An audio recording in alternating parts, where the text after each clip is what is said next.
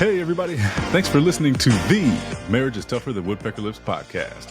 This is Brian, joined by my co-host, Paul. We'd like to welcome you to a community meant for the men of the world to share their thoughts and perspectives on marriage. We can learn from each other's experiences and help each other be better husbands. This week, we're going to talk to you about saying I'm sorry, or maybe sorry, not sorry. Before we hop into this episode, we'd just like for you to link up with us. If you search Marriage is Tougher on any social media platform, we can have a conversation. If you'd like to leave us a comment or have any questions, you can do so on our website as well. Just going to marriageisttougher.com, where you will see a list of all of our archived episodes. So, yeah, we appreciate you. If you would get any value from this, please share this episode. Like and subscribe so you can stay updated on anything we post or any episodes that we get. Let's hop into the show. Yeah. Hey, so I'm sorry, bro. I know I keep showing up to recording a little bit late. Don't mean to do it, but I'm sorry. We cool? I don't like it. I guess it's fine. I guess. Is it though? That's the question, right? Yeah. And what if I continue to do so? I'm just going to continue to say sorry because I know like you'll accept my apology and we'll just keep pushing how it's been going with no change. I mean, no plan for improvement. Just, I'm sorry. Yeah, I'm sorry. I'm sorry. Sorry, not sorry. Just had my brick moment. Only the real ones will get that reference. Yeah. Mm-hmm. So we brought this up because I saw a video on TikTok, which we're going to share with you. And it put a new perspective in my mind about moving through, we'll call them transgressions. All right. And just to lead in before I play the video, previously on the podcast, we've talked about the importance of apologizing or saying sorry, but not only those words, also asking for forgiveness to really, complete the cycle, right? Would that be how you described it? Right. Or would describe it? Okay. I would. Because then it gives the opportunity for the person, who has been hurt to think, is this sufficient for how I've been hurt? Or do I need you before I can forgive you to tell me, hey, this isn't going to happen again. Or, I don't know, what have you. These I feel like are it's the more steps that I'm going to do so that it doesn't happen again or something like that. Right. So is there anything you would like to add before we play the video? If you're going to say anything, I'll get this queued up. I think the discussion we've had is to try to allude to how do we move forward in an authentic manner, while acknowledging that we messed up in some way, or we let you down or didn't live up to what we said we would. So there was a disappointment somewhere, and how do we move past it in a healthy way without feeling a certain way or allowing what we say or the attitude in which we say it take over the conversation. Yeah. I think that was it. Okay. So let's play this video. And I think it might impact a lot of you the same way that it impacted us. So let's get this clip going. Hey, babe. Yeah, babe. Say you're sorry. No. Yeah, say you're sorry. No. Yes. I won't say sorry. Why? Sorry is a shame system. All right. I got to pause it right there real quick. And just for the fact that I can't imagine at this point in my relationship of my wife coming to me and say, like, you need to say you're sorry, and me saying no. So, True. like, it really has nothing to do with anything at this point, but um I just found that funny because I can't imagine my wife coming to me and saying, like, I need you to say sorry. Like, this is like, I was hurt by something. I need you to say sorry. And me saying, no, I'm good. Right. All right. Sorry. So I don't think we don't apologize to each other. So no. What? So, all right, you did a video. So the reason I don't say sorry is because Marshall Rosenberg explains it as like a jackal speak thing. This is a shame system. Saying you're sorry gets worn out from people using it as a cop out, like sorry, I'm sorry, I'm sorry, as though somehow that's a lesson learned. It's not. It's much better to acknowledge, say how you're going to work on how you're going to grow through it, and then make new agreements. So if I did something like, hey, I goofed up, like I was late to something that's important to you, because I know it's important for you to be on time. Yeah. Instead of going, I'm sorry, and then just expecting that to erase it, I would go, babe, I know that I'm late. I had this and this that happened. I need to accommodate for it better in the future by leaving earlier. So now I've learned a lesson. So from now on, I'll never be late again. Are you okay with that? Yeah. That way I don't have to be ashamed of myself, because say you're sorry. Right. No, say you're sorry like you mean it. Yeah. Now go to your room and think about what you did. It's a shame system. Sorry is designed to make you feel bad for what you are.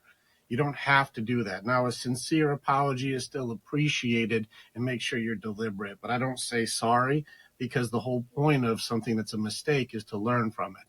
That's and if good. I learn from it, I can acknowledge what I learned, show how I'm going to improve, and then we can agree that's just better for our relationship.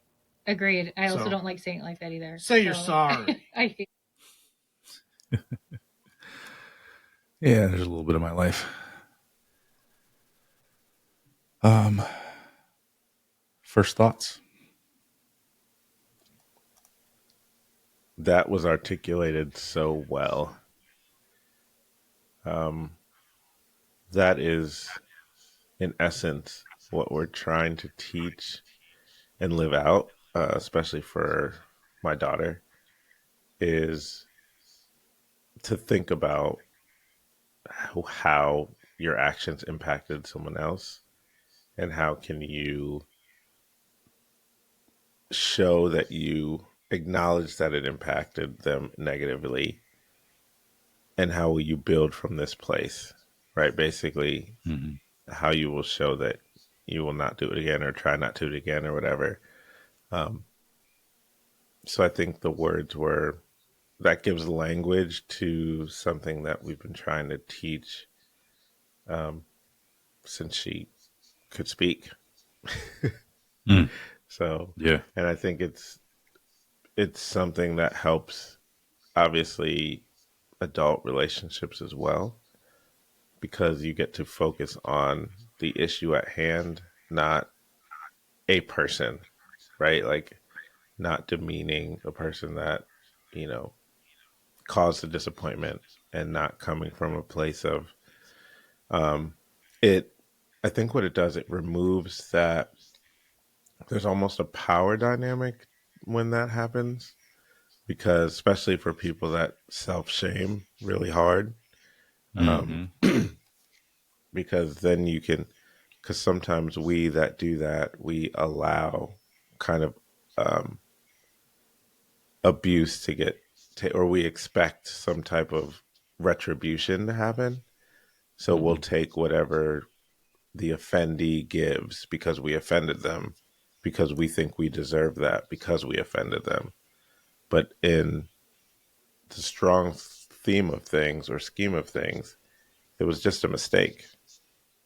Yeah. So when you talk about just the thing, and you already come with a way to move past it, or try to not let it happen again, that frees that shame from the person. It frees the person that was offended to, it removes that option to actually be the shamer, even if you're unintentionally doing it. So yeah, there's a lot there. My brain could keep talking about it, so I'm going to stop now. I hear you, man, because my brain's going a million places right now too. Like, first thing I'm thinking about is what's our need to hear the words "I'm sorry" or "I apologize," right? That part. Um, it's like, is it because it tells me they actually care that I've been hurt, or is it their desire to fix the issue that actually not just says I care, but shows that they care, right? And because this is so deeply ingrained in how we've been taught and how our society operates, I am struggling at the moment to sort of fully receive this message. I mean, again, it's so new, but fully receive this message because I feel like I could come to my wife and say, you know, much like he said, like, "Hey, I know I'm late," and give an explanation, and then give like action items on how I can correct that. But I also know I'm human, and it may happen again. So, the way that he stated it, like, "Hey, this isn't going to happen again." Like, mm. You know what I mean? Right. I So, do. right, and so like, does sorry leave room for this occurrence to happen again? Um, and without the sorry, are we looking like more of a commitment to actually do the work so it is less likely to happen again? I was just thinking about that. That's the accountability part of it.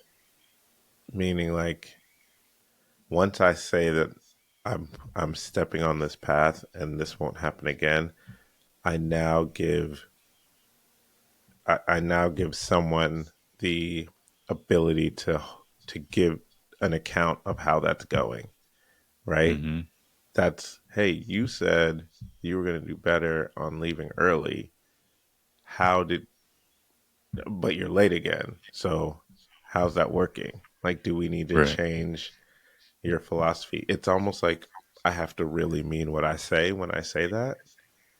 Um, but our current system of I'm sorry doesn't give us, um, we don't have to give thought or even change our life patterns because this blanket statement just allows for ridiculousness.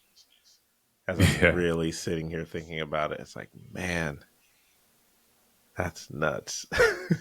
Yeah. And think about how that comes through sometimes too. Like, let's just say it's two friends, right? And you show up late.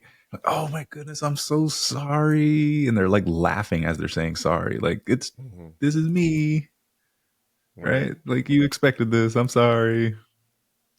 Not, I'll You be know better what? next time. I know how You know what? important this is to you. I know you're getting married today. I'm sorry. Oh my goodness.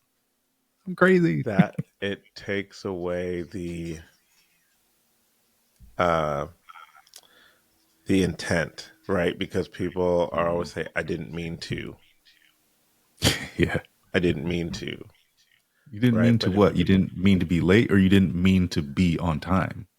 that's what I'm saying. Like it's so many layers of character building, actually. Mhm. Yeah. And not to say that obviously we won't misstep or make mistakes, but I'm saying if you really care about this person or this thing or whatever it is, you have to give it the thought that it deserves and the attention that it deserves. And this way allows you to really think. So even when you're getting ready and you're like, "Oh, I might be late," you'll feel the gravity of having to explain why you're late. Hmm. And everything becomes more intentional in your life. So when you agree to something, you can say, "Hey," for this example, we're talking about time, but if I agree to be somewhere, I now have to prioritize that thing because someone is depending on me to follow my word. This is so deep and so real. Yeah. And I like that accountability piece that you brought up. Another piece to that I think could apply is the availability to course correct, right? So not only is it, hey, how's that going? But, you know, you said to X, Y, and Z, you're going to be on time. And it looks like to me that you're falling behind. Like, I think you should get moving, right? Because I think Mm. even for myself, like without that conversation, I could be sitting on the couch, trying to watch the end of a golf round, right? And in my mind, I know, all right, it's only going to take me 15 minutes to get ready. And I could be out the door. But without that communication, it looks like I'm just sitting there, and it looks like I might be late. So that availability for your spouse to, we'll call it quote unquote, assist you in meeting, your newly stated in intentionality, I think is a good point that could be made here as well. I mean, just thinking about the acknowledgement is the easiest part, right? Because it's the if you don't say it, it's the elephant in the room. Like, we both know you were late. Like, I just need you to acknowledge that you were late too. But it's Mm-hmm. the action to course correct. That, I think that's the part that the "I'm sorry" so strongly eliminates. So just like you're saying, like, hey, I'm late to your wedding. It's your day. I'm late. Like, having to explain that and say this is a one-time thing. Like, prayerfully, I'm not going to be at another wedding for you, right? So Facts. I need to, you know, I need to give an account on how I need to not be that and what are steps to take. But it's again the realistic gravity that we affect other people, and I think Mm-hmm. it's taking to consideration others as we try to make those statements. I think after you do that a couple times, not just with, hopefully not the same person over and over, but if you have to do that with maybe 2 or 3 people, then you begin to see, oh, my actions do matter. Because a lot of times we Mm-hmm. talk ourselves out of, oh, it's no big deal. Like, it's just me. Like, no one really cares. But you really affect people by your Yeah. presence, by who you are. Um, we are made to live in community, so we are going to affect the community that we're involved in.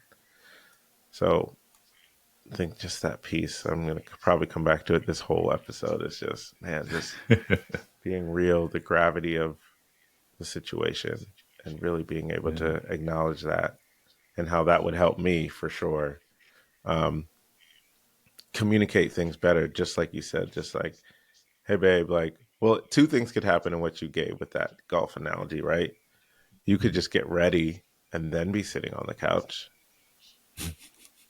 start there, and then like when she's ready to walk out, you just turn off the TV and walk out, right? Or just like you said, hey, I believe it's only going to take me 15 minutes to get ready, um, and I plan to start getting ready at such and such time. Mm-hmm. Um, but then even this, right, is watching this round of golf more important than doing what you said you were going to do in your real life. Yeah, bro. It's the U.S. Open. What are you talking about? You know what I mean? So like then we start to Yeah. evaluate, again, coming back to the value that we bring, um, is, hey, like, this is my real life, like whatever this other thing is. And that's an easy example to compare, but right, it might be I have to do something with my kid, like with one kid versus the other, right? Something that Mm-hmm. actually has weight, right? Maybe Yep. we're setting up roadblocks here, but we have to leave for a game here, right, with another child. So like we have to be able to make sure we don't overextend ourselves, Man, this Mhm. is so good on what it allows you to reflect on so that when you say that you're going to change it, you actually can. Right. And so to lean into that, what I'm thinking about is let's talk about past transgressions that have been repeated already. I don't make any. I don't And do that. I'm not talking about those. yeah, I'm perfect. me either. So it's all hypothetical. Um, how can we have this conversation and try to move forward where, like we kind of really just talked about this recently, right? Like we've been messing up and this is something that we've been struggling to correct. And then now we're saying, okay, I have a new idea. Rather than saying sorry, it just seems funny to me. I'm just simply going to express to you that I've now learned from what has happened. I see how it affects you. And here's my plan to move forward. That- I could just see that going bad for me. I mean, this hypothetical Same. person. um, I think, I mean, for us, we actually have the video that we can share. And be like, hey, I saw this and I want to try this. But I think it is very well warranted to say and admit, like, I've failed in this area a bunch of times and I really want to be better. And I want to try this as a means to get better.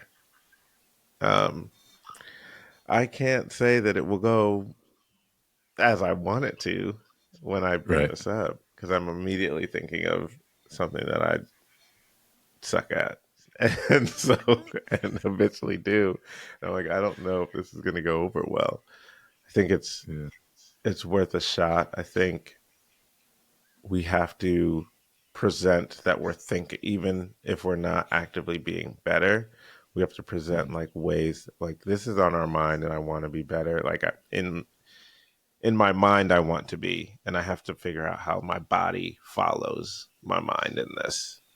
Um, and you never know. This might be the thing that light bulb moments me. This is me saying Mhm. it to my wife, right? Like, this might be the thing Right. that works. Like, I've sucked at this for so long. This might be the thing. Are you open to trying this? Mhm. That's it. Yeah. It's either. I love that, man. I think it's come with the data of your consideration for Mm, how this may actually change. that's Right. good. So if that is, like you said, bring the video, lead with that, then great. If you don't have access to the video, is it, hey, just giving an account of what you watched and how it made you think and how it made you reflect on the things that, I've been doing in the past and how much I really want to change them and I've been struggling and I really think that this could help and I'm asking for not only your grace in this, but for your assistance in the accountability that I'll need in order for this to work. Right. And, the permission, if I bring this to you as, obviously this is new. So as I'm working through this, if there's something else that you need me to say, then you have the permission to ask me for that. And I'll be more than willing to give that to you. So if that looks like, yes, I still need to hear sorry for now, then fine. Let's agree that's how we'll move forward. Or if it's, you know, maybe the person on the receiving side reflecting and saying, why do I really need to hear the words I'm sorry? Mm. Or what is it the result that I'm actually looking for? Like, I don't need you to say sorry. I need to see change. So good. I need to be better. Yeah. I was just thinking about that myself. Um, yeah, we could go on with this for a long time. Um, is there anything else that you want to say? I think you summed that up. pretty good. Yeah, no, I'm good. I'm looking up and seeing how quickly 25 minutes has evaporated. Man, So seriously. I think we hit the point pretty hard, and I'm good with it. Yeah, so thank you for listening to this episode. I mean, this was a banger for us, a real check as well. So if this affected you in any way, please share it. Share it with your spouse. Share it with your partner. If use this as a conversation starter, or if you know of anyone that needs this or could help them in their relationships, just shoot it to them. Share the episode. Please subscribe so you can be well aware of when we put out new content. But also, if you want to go deeper in this conversation, search Marriage is Tougher on any social media platform, and we can talk to you there. You can also leave a comment or on our contact form at marriageistougher.com. We appreciate you. We hope this episode challenged you, because it did challenge us. And let us know how it challenged you. And until next time, we'll chat later. Peace.